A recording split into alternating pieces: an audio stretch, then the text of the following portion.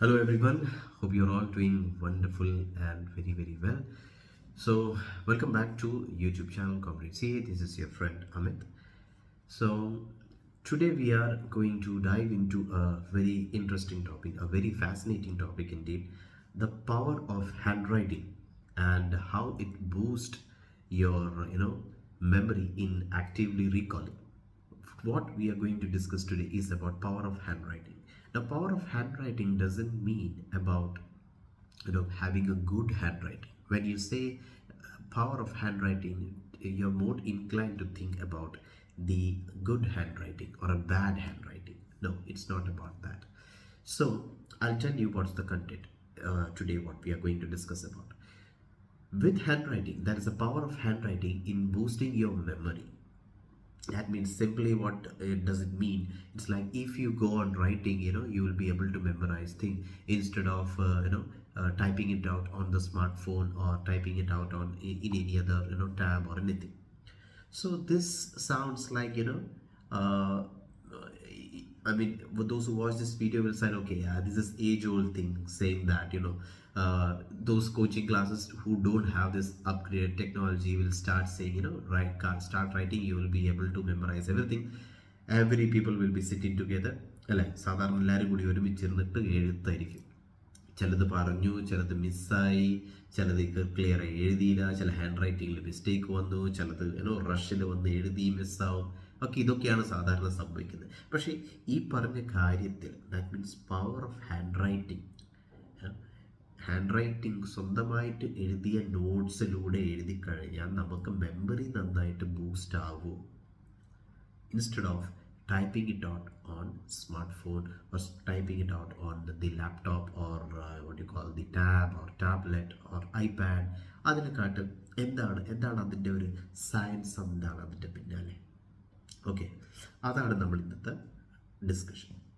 So first of all, this is an interesting topic. If you like these kind of content, if somebody is new over here, there are wonderful videos on this channel. See and see a friend Amit on this channel, and there's plenty of insightful videos on this channel. Go check it out. So if you're new here, please do subscribe the channel and also hit a like button and then motivate me to proceed further. So let's get started with the video today. First is the science behind it. So in 2021, there is a recent study about the behavioral neuroscience by the frontiers, who have discovered or understood that if you are using the handwritten notes, or if you are writing it on your own with your hand, the more chance of memorizing or to visually have an impact is more. But it should be very clear. That means you do not have a clear handwriting, but it should be very clear in your head what you want. Yeah, if you clutter it, then it's bad, but definitely it should be a legible handwriting. Legible means smartly visible. Even though it is bad, but it is legible. That means readable ആയിരിക്കണം. അങ്ങനെയാണെങ്കിൽ definitely you will be able to actively recall what has happened while taking the notes. Active recall technique ഞാൻ മുന്നേ പറഞ്ഞില്ലേ ഒരു video ഉണ്ട് ചാനലിൽ, അത് utilise ചെയ്യാൻ സഹായിക്കും. സോ ആക്റ്റീവ് റീകോൾ മീൻസ് ഓർത്ത് എഴുതാൻ നിൽക്കേണ്ട, ഓൾറെഡി എഴുതിയ സാധനം ഒന്ന് ഓർത്തെടുക്കാൻ നോക്കിക്കഴിഞ്ഞാൽ may be you will be able to channelise it. So 2021 ഈ സ്റ്റഡിയിൽ പറഞ്ഞിട്ടുള്ളത് ആക്റ്റീവ് റീകോൾ മെത്തേഡ് ചെയ്യുമ്പോൾ അതിനൊപ്പം തന്നെ if you are using A hand written notes use ചെയ്യാന്ന് പറഞ്ഞാൽ ഹാൻഡ് റിട്ടൺ നോട്ട്സ് നിങ്ങൾ യൂസ് ചെയ്യല്ല. I am sorry, if you are writing it on your own, so you will be able to recall much better. You will be able to understand your personalized way of understanding the perception you can write it. അതൊരു notes എടുക്കുമ്പോൾ മാത്രമല്ല, typically നിങ്ങൾക്കൊരു ഒരു യൂട്യൂബിൽ കണ്ടിട്ട് ഒരു യൂട്യൂബിലെ video watch ചെയ്യുന്നതിനൊപ്പം തന്നെ നിങ്ങൾ ഇരുന്നിട്ട് നിങ്ങൾ നോട്ട്സ് എടുക്കുകയാണെന്നുണ്ടെങ്കിൽ, നോട്ട്സ് എടുക്കുകയെന്ന് പറഞ്ഞാൽ എഴുതിയെടുക്കുകയാണെന്നുണ്ടെങ്കിൽ അതേപോലെ എടുക്കുകയാണോ അല്ല, നിങ്ങൾക്ക് മനസ്സിലായത് ഇന്നേ പോയിന്റ്സ് ആണെന്നുണ്ടെങ്കിൽ definitely it will help you memorising those, it will help you recalling those. എനിക്ക് മെമ്മറൈസും ചെയ്യട്ടെ, പക്ഷെ ഒരു ഇമ്പാക്റ്റ് ഉള്ളിലേക്ക് കയറണം. ഫോർ എക്സാമ്പിൾ, ഞാൻ കുറേ ഇൻസ്റ്റാഗ്രാം കണ്ടിട്ട് മോട്ടിവേഷൻ, ഇത് കൊള്ളാം, ഈ method 5 signs that you can attract money, 7 signs, books you should read. അതിങ്ങനെ നോക്കുമ്പോൾ ഇത് രസമുണ്ട്, ഇത് രസമുണ്ട്, എല്ലാ ദിവസവും നോക്കുമ്പോൾ ഓരോന്നൊരു രസമുണ്ട്, പക്ഷെ ഒന്നും ഓർത്തെടുക്കാൻ പറ്റുന്നില്ല. അപ്പോൾ ഏതെങ്കിലും ഒന്ന് മതി എന്ന് പറയുമ്പോൾ ഒരു കണ്ടന്റ് എടുത്തിട്ട് എനിക്ക് ഇൻഫ്ലുവൻസ് ആയിട്ടുണ്ട്, ഞാൻ ഇരുന്ന് എഴുതുവാണത്. ഇതാണ് ഓക്കെ, ഇതിനകത്ത് ഇതൊക്കെയാണ് കണ്ടന്റ് ഉള്ളത്, ഇതെനിക്കിഷ്ടം, ഇതെടുക്കണ്ട. അപ്പോൾ എടുത്തതിനകത്ത് 5 എണ്ണം എപ്പോഴെങ്കിലും കിട്ടും. അതിൻ്റെ പിന്നാലെ കുറച്ച് എഴുതിയിട്ടുള്ള ചില സമയം നമ്മൾ സ്പെൻഡ് ചെയ്യുമ്പോൾ അത് വളരെ നന്നായിട്ട് നമുക്ക് ഓർത്തെടുക്കാൻ പറ്റും. അവിടെയാണ് ആക്റ്റീവ് റീകോൾ മീൻസ് പിന്നീട് ഞാൻ എപ്പോഴെങ്കിലും അതിന് ഓർത്തെടുക്കാൻ നോക്കുമ്പോൾ അത് ഇമ്പോർട്ടൻ്റ് ആയിട്ട് എനിക്ക് ഓർത്തെടുക്കാൻ പറ്റും. അതാണ്. അപ്പോൾ there is a role of handwriting, that means hand written notes. Now, handwritten notes means personalizing your notes. Now, memory retention വരുമ്പം പേഴ്സണലൈസിങ് യുവർ നോട്ട്സ് എന്ന് പറയുമ്പോൾ പേഴ്സണൽ, നിങ്ങളുടെ പേഴ്സണൽ നോട്ട്സ് എന്ന് പറയുമ്പോൾ നോട്ട് എഴുതുമെന്ന് പറയുമ്പോൾ അവരെഴുതിയ പോലെ തന്നെ നീ എഴുതണം. ചില ആൾക്കാർ എഴുതിയത് നന്നായിട്ട് നമുക്ക് പകർത്തിയെടുക്കാം. It's good if they are keeping it very well. That means എല്ലാ കണ്ടന്റും ഒരുമിച്ച് അതിനകത്ത് വരുന്നുണ്ട്. അതിന് വരാൻ വേണ്ടി എന്തൊക്കെയാണ് they are using tactics, underlining, circling, diagram, വലിയ ഡയഗ്രാം അല്ല, small diagram. That means may be mind mapping also works over here.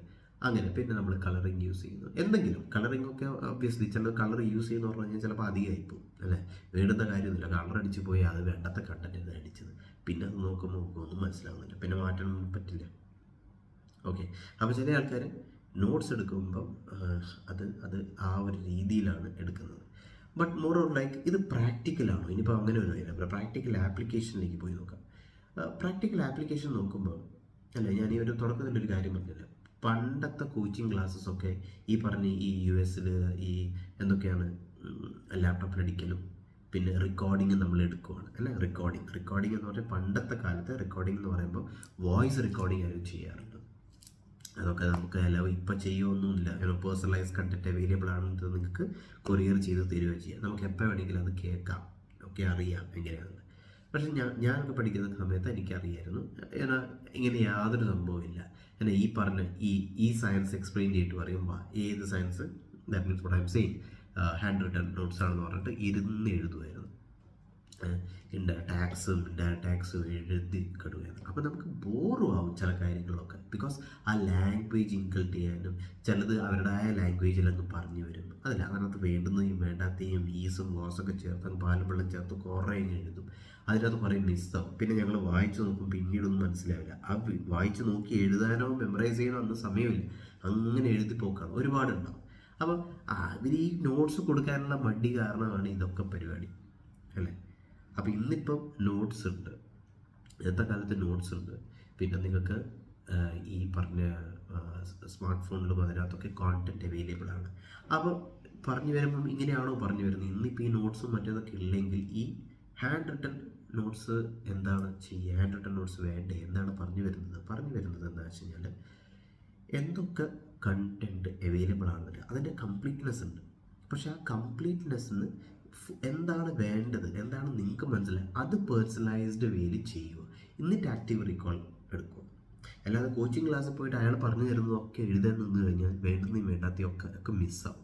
അങ്ങനെ ചെയ്യാതെ നിങ്ങൾക്ക് ഫുൾ കണ്ടന്റ് എപ്പോഴും അവൈലബിൾ ആയിരിക്കും. ഓക്കെ, ഇതാണ് എനിക്ക് പഠിക്കാനുള്ളത്, ഈ പഠിക്കുന്നത് എനിക്ക് ഓർത്ത് വയ്ക്കാനുള്ള കാര്യങ്ങൾ ഇതൊക്കെയാണ്. അതാണ് പേഴ്സണലൈസ്ഡ് നോട്ട്സ്.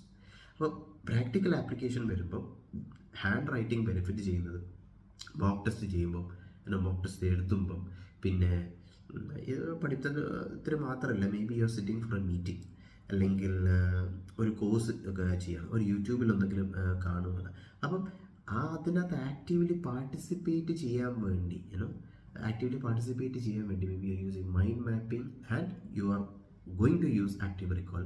അപ്പോൾ ഈ ഹാൻഡ് റിട്ടൺ നോട്ട്സ് ആകുമ്പോൾ നമുക്ക് നമ്മളതായിട്ടുള്ള content, you know what I this, ഇതിനകത്ത് ഞാൻ ഇതായിരുന്നു പഠിച്ചത്, ഇത് ഞാൻ എഴുതി വെച്ചു, ഇത് കണ്ടു കഴിഞ്ഞാൽ എനിക്ക് മനസ്സിലാവും ഞാൻ എന്തായിരുന്നു പഠിച്ചത്.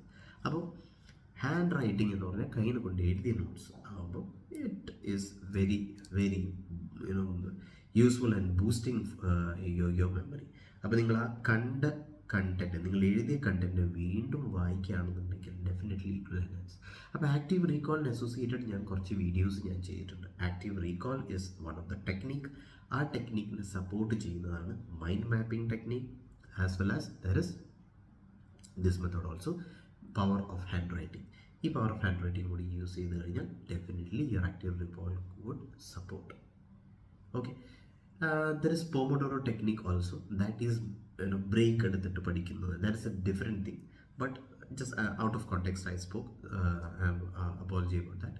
But handwriting would definitely be an impetus that would be important. And handwriting എന്താണെന്ന് വെച്ച് കഴിഞ്ഞാൽ നമ്മൾ ഈ സി എൽ ഇപ്പോഴും നമുക്ക് എഴുതിയിട്ടാണ് നമുക്ക് എക്സാം കൊടുക്കേണ്ടത്. അപ്പം ആ എഴുതുമ്പം നമ്മൾ ആക്റ്റീവ് റീകോളിനെ റീകോൾ ചെയ്തിട്ട് അതിനെ കൊണ്ടുവരാനും നമുക്ക് പറ്റണം.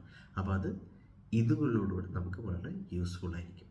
നമ്മൾ in future may be in future going up, may be there is ഈ ഓൺലൈൻ എക്സാം കൊടുക്കുന്നില്ല. അതിന് ഓൺലൈൻ എക്സാം എന്ന് പറയുമ്പം എന്താണ് മെത്തേഡ് എന്ന് പറഞ്ഞു കഴിഞ്ഞാൽ അത് something there is one tool which will help you tick the boxes. It's an online method itself, but it happens with a tool. Like internationally എവിടുന്ന് വേണമെങ്കിലും കണ്ടക്ട് ചെയ്യാം എന്നുള്ളത് പോലെയാണ്. ഓക്കെ, എവിടുന്ന് വേണമെങ്കിലും എക്സാം കണ്ടക്ട് ചെയ്യാം, എവിടുന്ന് വേണമെങ്കിലും ചെയ്യാം. അപ്പം അങ്ങനത്തെ എക്സാംസിൽ നമുക്ക് ഈ ആക്റ്റീവ് റീകോൾ സജസ്റ്റ് ചെയ്യുമ്പോഴും ഒക്കെ എന്താണ് വരുന്നത്, അതേ പേഴ്സണലൈസ്ഡ് നോട്ട്സ് നമുക്ക് വേണം. നമ്മൾ ഹാൻഡ് റിട്ടൺ നോട്ട്സ് തന്നെ വേണം. ഓക്കെ, അത് ഇവ ടിക്ക് മാർക്ക് ചെയ്ത് പോവുകയാണെന്നുണ്ടെങ്കിലും നമുക്കത് വിഷ്വലി വരണം അല്ലേ. ഒരു ടിക്ക് മാർക്ക് ഒന്നും ഇല്ലാത്ത ഒരു ജസ്റ്റ് പേപ്പറോ അല്ലെങ്കിൽ ഡിജിറ്റൽ ഇത് കണ്ടിട്ട് നമുക്ക് മെമ്മറൈസ് ചെയ്യാനോ അതിനകത്ത് കോർ ഏതാണെന്ന് അറിയാനും അല്ലേ, അതൊരു ഹാൻഡ് റിട്ടൺ നോട്ട്സിൽ എഴുതി ഞങ്ങൾ ചെയ്തില്ലെങ്കിൽ നമുക്ക് മെമ്മറിയിൽ വരില്ല. ജസ്റ്റ് ഇപ്പം ഞാനിപ്പോൾ ഒരു MBA ചെയ്യുകയാണ് എന്ന് വിചാരിച്ചു, like from onlines one of the university. അതിനകത്ത് പറയും ഓൺലൈൻ കണ്ടൻറ്റൊക്കെ ഉണ്ട്, ഓൺലൈൻ കണ്ടൻറ്റൊക്കെ അവൈലബിൾ ആണ്. അപ്പോൾ ആ ഓൺലൈൻ കണ്ടൻറ്റ് എടുത്തിട്ട് ഞാൻ ഇങ്ങനെ വായിക്കുകയാണ്, അല്ലെങ്കിൽ ആ ഒരു വീഡിയോ വാച്ച് ചെയ്തിട്ട് ഞാൻ പെൻസിലിനെയും പെന്നിനെയും തൊട്ടില്ല, അത് ജസ്റ്റ് കണ്ടതിന് ശേഷം പിന്നെ ഞാൻ എത്ര ആലോചിച്ച് നോക്കിയാൽ എനിക്കൊന്നും മനസ്സിലാവില്ല. നമുക്ക് മനസ്സിലാവില്ല എന്ന് മാത്രമല്ല, ചിലത് മനസ്സിലായി എന്നൊക്കെ മിസ്സായി അങ്ങനെയൊക്കെ. അപ്പോൾ നമുക്ക് ഹാൻഡ് റിട്ടൺ നോട്ട്സ് യൂസ് ചെയ്യണമെന്നുണ്ടെങ്കിൽ, ദാറ്റ് മീൻസ് നമ്മൾ ആ പോയിന്റ്സ് നോട്ട് ഡൗൺ ചെയ്തിട്ട് അതിനെ എൻഗേജിങ് ആക്കുകയാണെന്നുണ്ടെങ്കിൽ, for engaging there is mind mapping as well as this hand writing. So അതിന് യൂസ് ചെയ്ത് കഴിഞ്ഞാൽ definitely it will help you boost your memory. So in short, ഒരു വലിയ സിലബസിനെ അല്ലെങ്കിൽ വലിയ ഒരു കണ്ടന്റിനെ, ഒരു വലിയ നടക്കുന്ന എന്തൊരു സംഭവമാണെന്നുണ്ടെങ്കിൽ, മേ ബി അത് ന്യൂസ് ആയിരിക്കാം, മേ ബി ആർട്ടിക്കിൾ ആയിരിക്കാം, maybe anything, if you want to make it precise, ഇതിനകത്ത് ഇതാ പറഞ്ഞെന്ന് പറയുമ്പോൾ ഒരു നോട്ട്, ഒരു പെൻസിലും ബുക്ക് എടുക്കുന്നു, നമ്മളതിനെ എഴുതി വെച്ച് കഴിഞ്ഞാൽ definitely if you want to remember, if you want to boost your memory, this is the important thing. And റിപ്പീറ്റേഷനിലാണ് നമുക്ക് കൂടുതൽ മനസ്സിലാവുന്നത്. സോ ആക്റ്റീവ് റീകോൾ നിങ്ങൾ റിപ്പീറ്റഡ്ലി ചെയ്യുന്നു. അപ്പോൾ അതിനും കൂടുതൽ ആക്റ്റീവ് റീകോളിൻ്റെയും കുറേ ടെക്നീക്സ് ഉണ്ട്. Like 2, 3, 6, like second day revise ചെയ്യുന്നു, പിന്നെ തേർഡ് ഡേ റിവൈസ് ചെയ്യുന്നു, and then you are revising at 2, 3, 7 seventh day again revise ചെയ്യുന്നു. It will again enhance your memory. അത് കഴിഞ്ഞാൽ 7 ഡേ കഴിഞ്ഞ് പിന്നെ മെമ്മറൈസ് ചെയ്യണ്ടേ എന്ന് പറഞ്ഞു കഴിഞ്ഞാൽ അല്ല, ആ 7 ഡേ ചെയ്ത് കഴിഞ്ഞാൽ അത് കഴിഞ്ഞാൽ directly a month after you have to do. That means second ചെയ്തു, ഫോർത്തിന് ചെയ്തു, and then 7th, this would be the order, and then directly a month after. അപ്പോൾ ഇത്രയും ചെയ്യാനും ഉള്ള ഒരു സമയം നിങ്ങൾക്ക് ഉണ്ടാവണം. അപ്പോൾ അത്രയും ഫാസ്റ്റായിട്ട് ഇതിനെ റീഡും ചെയ്യും. Okay, so hope you have liked this video. This is about the power of handwriting, and what are your thoughts on it? Like if handwriting works for you, or is it just I don't write anything, it's just എല്ലാം ചിലപ്പോൾ എഴുതിയേണ്ടി വരില്ല. ചില കാര്യങ്ങൾ വായിച്ചു കഴിഞ്ഞാൽ നമുക്ക് മനസ്സിലാവും. ചെറിയ കാര്യങ്ങൾ മാത്രമേ ചിലപ്പോൾ നോട്ട് ഡൗൺ ചെയ്യേണ്ടി ഉണ്ടാവുള്ളൂ, അത് നമുക്ക് നോട്ട് ഡൗൺ ചെയ്യാം. അല്ലെങ്കിൽ ഫുൾ നോട്ട്സിൻ്റെ അകത്ത് ഒരു ലൈൻ മാത്രമേ ഇമ്പോർട്ടൻ്റ് ഉണ്ടാവുള്ളൂ. That's enough. So hand written notes works for quickly recalling and quickly revising also. ഒരു 500 പേജിലെ കാര്യങ്ങളോ മേ ബി ഒരു 30-40 പേജിൽ നമുക്ക് കൊണ്ടുവരാൻ പറ്റുകയാണെന്നുണ്ടെങ്കിൽ, through your hand written, through your notes, personalized notes, definitely you will be able to revise faster. That is the goal, and you will be able to memorize those as well.